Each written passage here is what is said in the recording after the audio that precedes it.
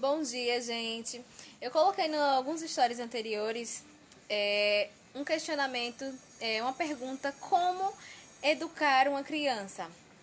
Então, eu coloquei duas perguntinhas embaixo na enquete e uma delas foi: amando e dando o que ela quer, o que a criança quer. A outra foi achando lindo todas as coisas que a criança faz, né?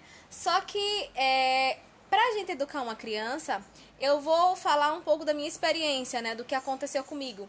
Então eu acho que o que aconteceu comigo, com certeza, né? Se deu certo pra mim, pode dar certo pra qualquer outra pessoa, certo? Então, pra se educar uma criança, nós temos que ter princípios.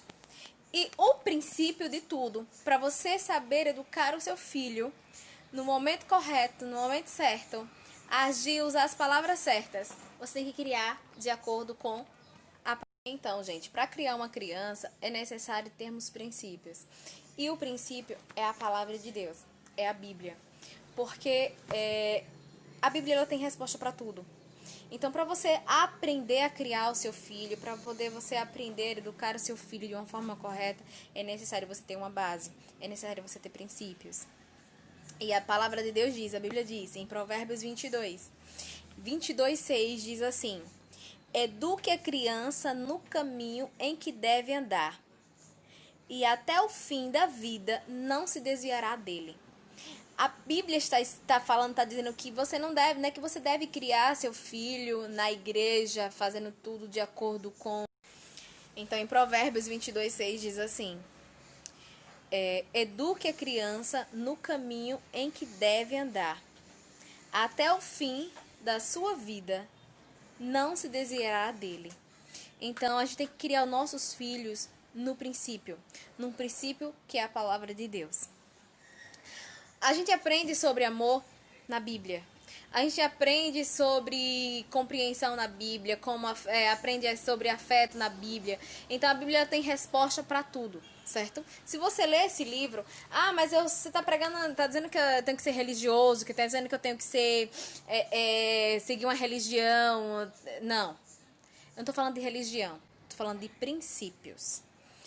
De princípios que abrem sua mente, de princípios verdadeiros, de coisas que não deixam dúvidas, certo?